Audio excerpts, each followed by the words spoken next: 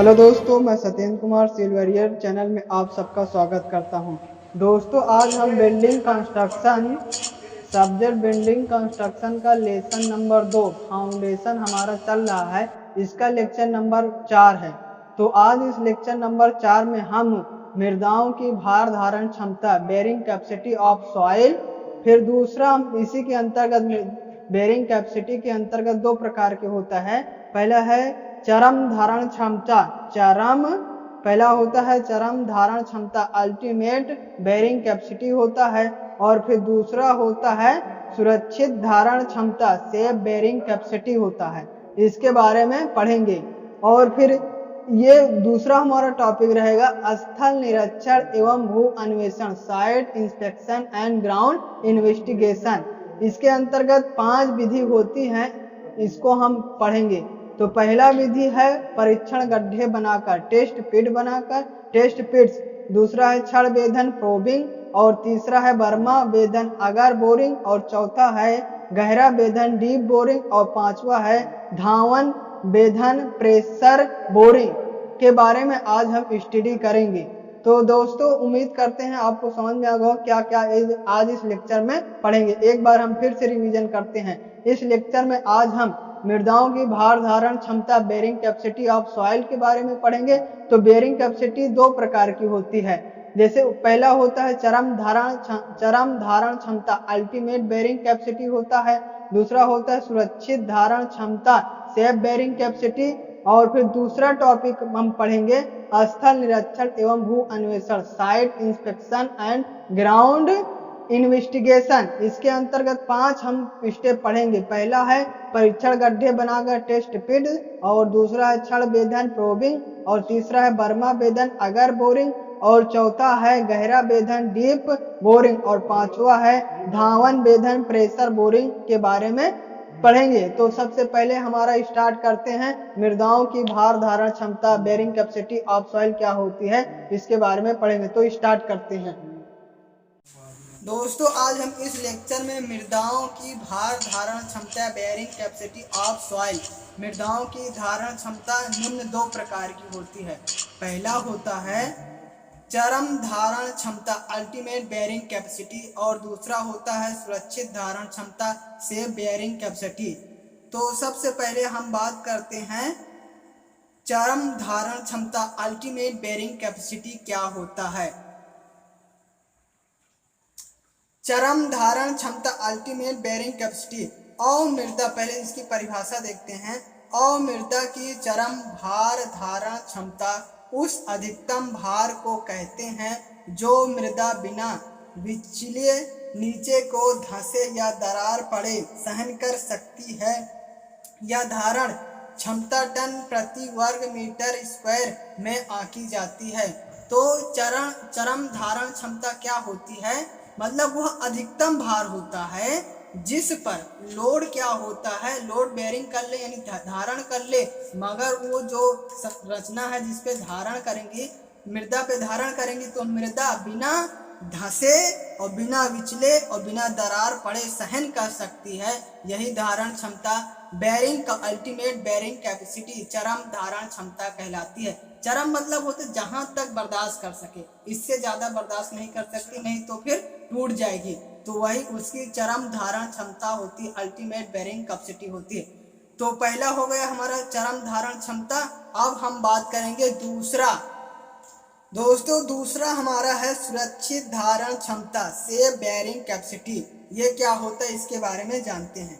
संरचना को सुरक्षित रखने के लिए, संरचना मतलब क्या आता है, संरचना के अंतर्गत आता है मकान आता है। तो मकान को सुरक्षित, भवन है, मकान को सुरक्षित रखने के लिए मृदा को कभी भी उसके चरम धारण क्षमता तक भारित नहीं किया जाता है। इसके लिए मृदा के चरम धारण क्षमता से सुरक्षा कारक सेफ्टी फैक्टर से भाग दे दिया जाता है। प्राप्त मान सुरक्षित धारण क्षमता कहलाती है। सुरक्षा कारक का मान 2 से 4 के बीच होता है। क्या होता है, मान लीजिए कोई हमें भवन बनाना है, ठीक है। जब भवन बनाना है तो उसके नींव के लिए हम ये जानते हैं कि इसकी चरम धारण क्षमता इतनी है, तो उससे पहले ही हम उसको सुरक्षित रखने के लिए वहां तक भार दें जिससे हमारा भवन सुरक्षित रहे, वही सुरक्षित धारण क्षमता होती है, सेफ बेरिंग कैपेसिटी होती है। तो सेफ बेरिंग कैपेसिटी के लिए क्या करना पड़ता है, सेफ्टी फैक्टर से भाग देना पड़ता है। और सेफ्टी फैक्टर मतलब सुरक्षा कारक का मान 2 से 4 के बीच होता है। तो सुरक्षित धारण क्षमता बराबर फार्मूला हमें प्राप्त होगा, फार्मूला हमारा बनेगा सुरक्षित धारण क्षमता मतलब सेफ बेरिंग कैपेसिटी बराबर चरम धारण क्षमता अल्टीमेट बेरिंग कैपेसिटी अपान सुरक्षा कारक सेफ्टी फैक्टर। सेफ्टी फैक्टर का मान कितना होता है, सेफ्टी फैक्टर का मान 2 से 4 के बीच होता है। तो उम्मीद करते हैं आपको मृदाओं की भार धारण क्षमता बेरिंग कैपेसिटी ऑफ सॉइल के बारे में समझ गए। एक बार फिर से रिवीजन करते हैं। मृदाओं की धारण क्षमता निम्न 2 प्रकार की होती है। कितने प्रकार की होती है, 2 प्रकार की होती है। पहला होता है चरम धारण क्षमता अल्टीमेट बेरिंग कैपेसिटी, दूसरा होता है सुरक्षित धारण क्षमता सेफ बेरिंग कैपेसिटी। चरम धारण क्षमता क्या होती है, अमृदा की चरम भार धारण क्षमता उस अधिकतम भार को कहते हैं जो मृदा बिना विचले नीचे को धंसे या दरार पड़े सहन कर सकती है, उसे चरम धारण क्षमता अल्टीमेट बेरिंग कैपेसिटी कहते हैं। इसको किससे मापते हैं, इसको टन प्रति मीटर स्क्वायर में आंकी जाती है। और फिर दोस्तों दूसरा है हमारा सुरक्षित धारण क्षमता सेफ बेरिंग कैपेसिटी क्या होता है। तो संरचना को सुरक्षित रखने के लिए मृदा को कभी भी उसके चरम धारण क्षमता तक भारित नहीं किया जा सकता है। इसके लिए मृदा के चरम धारण क्षमता में सुरक्षा कारक से सेफ्टी फैक्टर से भाग दे दिया जाता है। प्राप्त मान सुरक्षित धारण क्षमता कहलाती है। सुरक्षा कारक का मान 2 से 4 के बीच होता है। तब ये हमारा फार्मूला प्राप्त होता है, सुरक्षित धारण क्षमता बराबर चरम धारण क्षमता मतलब अल्टीमेट बेरिंग कैपेसिटी अपॉन सुरक्षा कारक यानी सेफ्टी फैक्टर होता है। तो उम्मीद करते हैं मृदाओं की भार धारण क्षमता आपको समझ में आ गया होगा। दोस्तों अब हम इस लेक्चर का दूसरा टॉपिक स्थल निरीक्षण एवं भू अन्वेषण site inspection and ground investigation के बारे में स्टडी करेंगे। तो ये क्या होता है पहले इसके बारे में जानते हैं। निर्माण कार्य शुरू करने से पहले वहां के मृदा का निरीक्षण करना जरूरी हो जाता है। मृदा का निरीक्षण करना क्यों जरूरी हो जाता है, मृदा का निरीक्षण करना इसलिए जरूरी हो जाता है क्योंकि जो हम संरचना बनाते हैं वो हमारा मजबूत हो, टिकाऊ हो और ज्यादा से ज्यादा समय चले, और जो फाउंडेशन बनाएंगे वो मजबूत और टिकाऊ हो। इसलिए हम जो कोई भी संरचना बनाते हैं उसके पहले मृदा का पहले चेक करते हैं। तो वही बात पढ़ते आगे। निरीक्षण के द्वारा मृदा के प्रकार। जब हम किसी मृदा का निरीक्षण करेंगे तो क्या होता है, निरीक्षण के द्वारा मृदा के प्रकार, भार वहन क्षमता एवं गहराई की जानकारी मिल जाती है। इसके पश्चात ही नींव की गहराई एवं चौड़ाई का निर्णय लिया जाता है। इसके लिए निम्न परीक्षण किया जाता है। तो कोई भी हम संरचना बनाएंगे तो पहले जहां हमें फाउंडेशन तैयार करना है उस फाउंडेशन के लिए मृदा की क्या भार धारण क्षमता है और गहराई कितनी हमें करनी है, कितने ज्यादा वहां तक लोड कर सकती है, ये सब जानने के लिए हमें एक निरीक्षण करना पड़ता है। उसके अंतर्गत स्थल निरीक्षण एवं भू अन्वेषण के अंतर्गत। तो ये कितने प्रकार के होते हैं और कैसे कैसे किया जाता है इसके बारे में जानेंगे। तो देखिए ये इस सिलेबस में हम 5 प्रकार के बारे में जानेंगे। पहला हमारा है परीक्षण गड्ढे बनाकर यानी टेस्ट पिट्स बनाकर, और दूसरा है क्षण वेधन प्रोबिंग के द्वारा, और तीसरा है बर्मा वेधन अगर बोरिंग के द्वारा, और चौथा है गहरा वेधन डीप बोरिंग द्वारा, और पांचवा है धावन वेधन प्रेशर बोरिंग के द्वारा। तो ये 5 स्टेप हैं, इसका हम विस्तार से इस लेक्चर में जानेंगे। तो सबसे पहले हम स्टार्ट करते हैं परीक्षण गड्ढे बनाकर, टेस्ट पिट द्वारा हम मृदा का निरीक्षण कैसे करते हैं इसके बारे में जानेंगे। तो पहले स्टार्ट करते हैं परीक्षण गड्ढे बनाकर।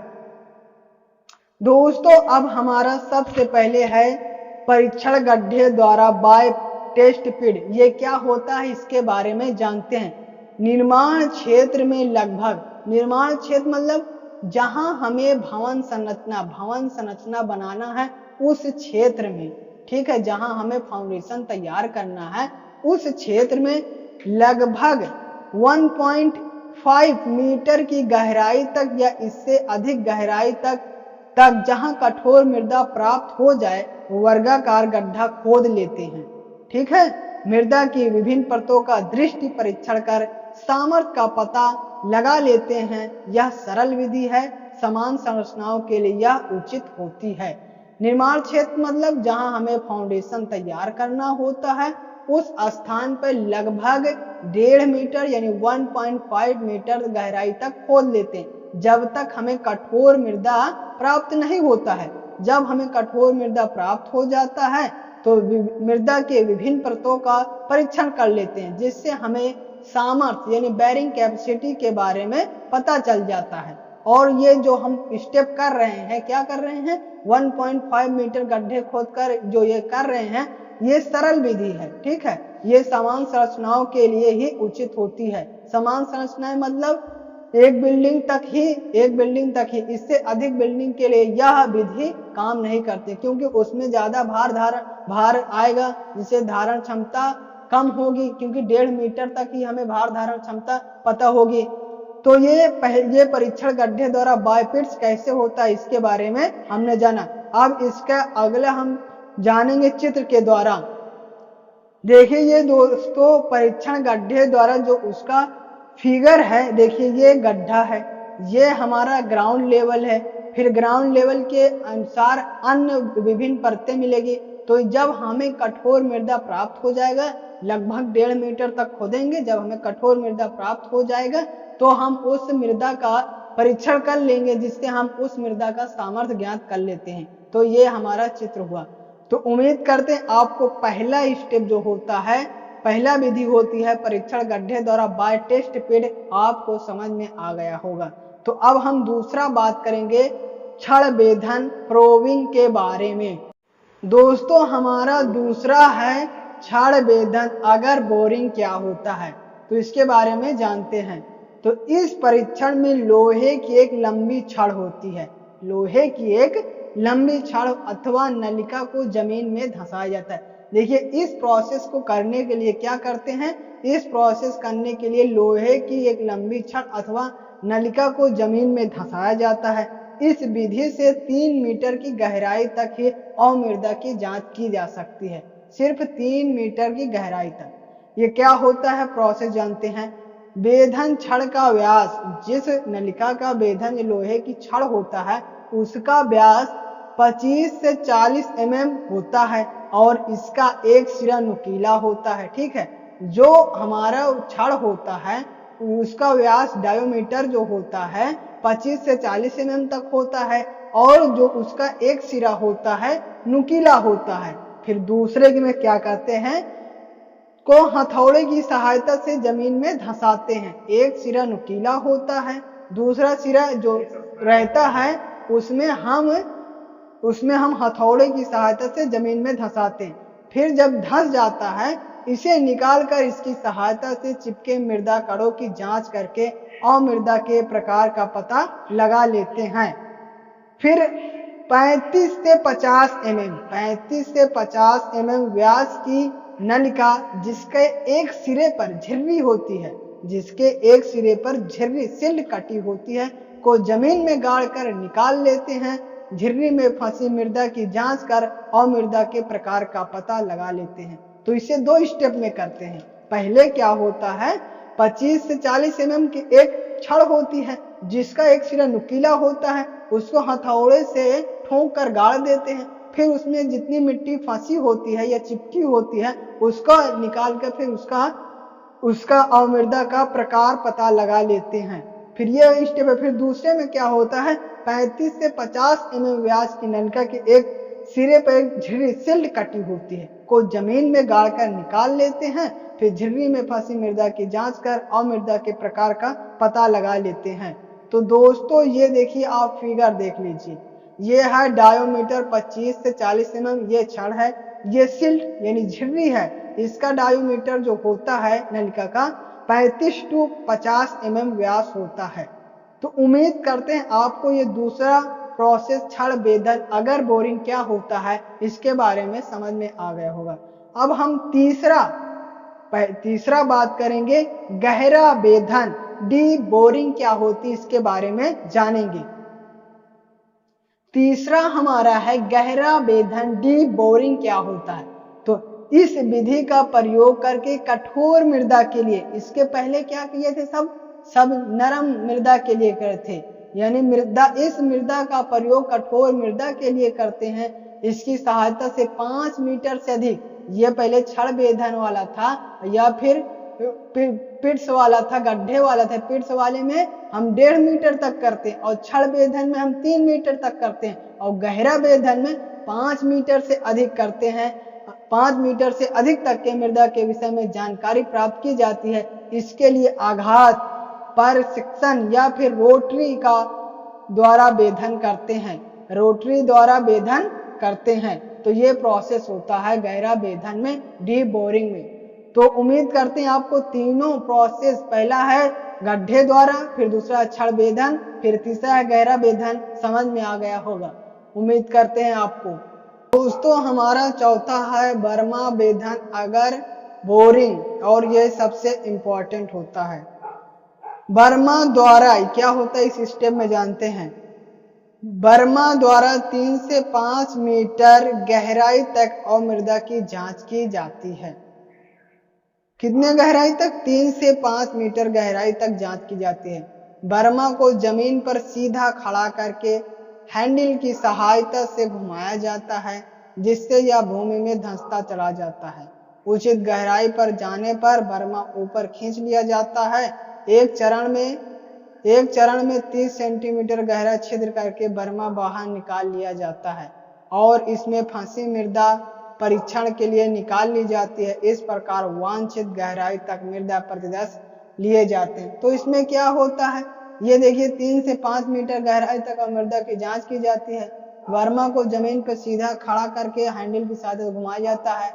एक बार जब हम घुमाएंगे तो 30 सेंटीमीटर वो नीचे चला जाता है। फिर जितना हमें उचित गहराई तक, जितना हमें जरूरत होती उस हिसाब से उतना ले जाकर फिर उसमें जो फंसी मिट्टी रहती है उसको निकाल कर उस मिट्टी का परीक्षण कर लेते हैं। तो ये सबसे सरल विधि होती है, सबसे इम्पोर्टेंट है, जो क्वेश्चन जो पेपर में आता है। बर्मा बेधन अगर बेरिंग क्या होता है इसके बारे में आपको उम्मीद करते हैं समझ में आ गए। अब हम दोस्तों सबसे आखिरी बारे में, और ये भी बहुत इम्पोर्टेंट है, धावन बेधन क्या होता है इसके बारे में जानते हैं। तो दोस्तों ये बर्मा बेधन वाला का चित्र है, हैंडल है, ये कटिंग विट होता है। जब इसको घुमाते हैं तो 30 सेंटीमीटर एक बार में अंदर तक चले जाते हैं, जहां तक हमें फाउंडेशन की जरूरत होती है वहां तक हम मृदा का निकाल लेते हैं और उसका परीक्षण कर लेते हैं। तो इस प्रकार बर्मा बेधन किया जाता है। अब हम अगला बात करेंगे धावन बेधन प्रेशर बोरिंग क्या होती है इसके बारे में जानते हैं। धावन बेधन पांचवा है, प्रेशर बोरिंग क्या होती है इसके बारे में जानते हैं। तो इस विधि का प्रयोग नरम मृदा के लिए करते हैं, 5 मीटर से अधिक गहराई के लिए प्रयोग करते हैं। सर्वप्रथम भूमि के अंदर, चित्र देखिए, सर्वप्रथम भूमि के अंदर 10 से 15 mm व्यास के केसिंग पाइप डाल देते हैं। ये देखिए पाइप है, हमने 10 से 15 mm व्यास की एक केसिंग पाइप डाल दिया, ठीक है। फिर क्या करते हैं, केसिंग पाइप डाल देते, इसके अंदर 25 से 50 mm व्यास की एक अन्य पाइप डाल दी। ये देखिए इसके अंदर एक होती है जिसका व्यास है 25 से 50 mm व्यास की पाइप, ये दूसरे अन्य डाल दिए बीचों बीच, ठीक है। फिर क्या है, अन्य पाइप डाल दिए। फिर एक अन्य पाइप जिसे जेट पाइप कहते हैं, इस पाइप को जेट पाइप कहते हैं, डालकर पानी का उच्च दाब पर प्रवेश कराते हैं। पानी को उच्च दाब पे प्रवेश कराते हैं। पानी के तेज प्रवाह के कारण इस पाइप में हम पानी डालते हैं, तो पानी के तेज प्रवाह के कारण भीतर की मृदा, जो यहाँ मृदा होती है, मृदा उखड़कर केसिंग पाइप की सहायता से, ये केसिंग पाइप है, केसिंग पाइप की सहायता से जमीन तल पर आ जाती है, यहाँ से निकलकर यहाँ आ जाती है। फिर मृदा को ज्ञात करने के लिए इसकी सामर्थ्य का, जो मिट्टी ऊपर गई है उसी का हम सामर्थ्य ज्ञात कर लेते हैं। तो इस प्रकार धावन वेधन प्रेशर बोरिंग हो जाता है। एक बार फिर से रिपीट करते हैं। क्या करते हैं, 10 से 15 mm व्यास की एक पाइप होती है, इसको जमीन में गाड़ देते हैं। ठीक है, जब इसको गाड़ दें तो फिर इसको बीचों बीच में एक अन्य पाइप या दूसरा पाइप 25 से 50 mm व्यास की एक पाइप डाल देते हैं। फिर इसमें दाब पे, उच्च दाब पे जल छोड़ते हैं। तो इस जल के कारण, तेज प्रवाह के कारण यहाँ जो मिट्टी होती है उस मिट्टी से प्रेशर बनाकर ऊपर निकल जाती है। तो जो प्रेशर मिट्टी निकल जाती है उसका हम परीक्षण कर लेते हैं। तो इस प्रकार हम बेयरिंग कैपेसिटी, धारण क्षमता ज्ञात कर लेते हैं। तो उम्मीद करते हैं ये आपको पांचों स्टेप समझ में आया होगा। यदि यह लेक्चर आपको अच्छा लगा हो तो इस लेक्चर को लाइक कर दीजिए, सब्सक्राइब कर दीजिए और बेल आइकन पे ऑल पे क्लिक कर दीजिए और दोस्तों में भी शेयर कर दीजिए। Thank you for watching.